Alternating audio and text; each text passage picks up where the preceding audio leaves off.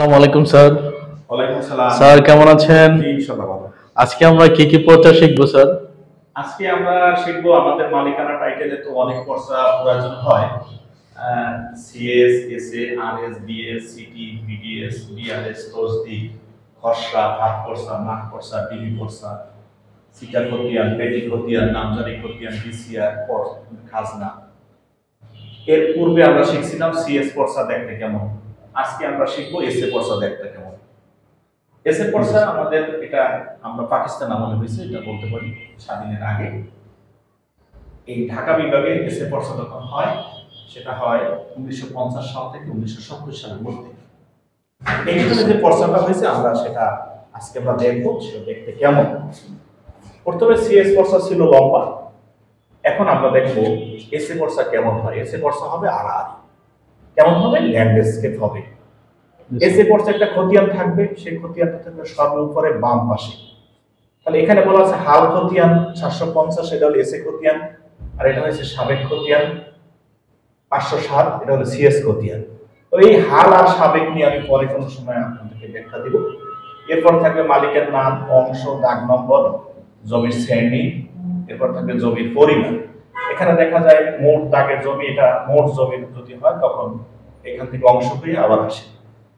আমরা শিখতেছি এসএ পর্চা অনেকগুলো কাগজের মধ্যে এসএ পর্চা হবে আড়াআড়ি।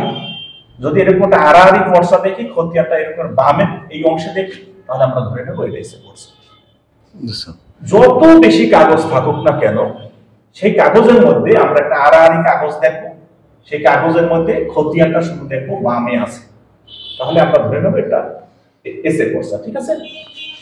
এখানে একটা কথা বলে রাখা ভালো যে অনেকেই প্রশ্ন করে যে আমরা সিভিল করবো না ক্রিমিনাল করবো, সিভিল মনে অনেক জটিল অন্য কিছু।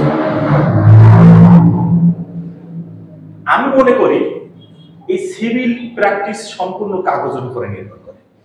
তাহলে এক কথা বলতে পারি সিভিল প্র্যাকটিস হয় কাগজে আর ক্রিমিনাল প্র্যাকটিস হয় মগজে।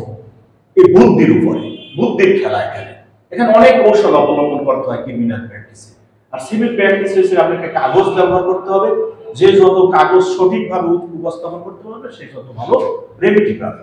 তাহলে আমরা এসএ পর্চাকে আড়াআড়ি এবং খতিয়ান থাকবে সর্ব উপরে বামে। এখন একটা প্রশ্ন ছিল যে বরিশাল বিভাগীয় সিএস পর্চা যেমন আলাদা ছিল, তাহলে বরিশালের এসএ পর্চা দেখতে কেমন হবে? জি স্যার। বরিশালের এসএ পর্চা হবে লম্বা। বরিশালের এসএ পর্চা হবে লম্বা, খতিয়ান হবে সর্বোপরে মাঝখানে।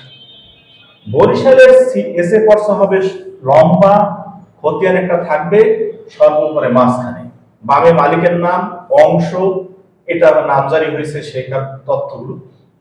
এটা মূল পর্চার প্যাটার্ন। খতিয়ান থাকবে সর্বোপরে মাঝখানে।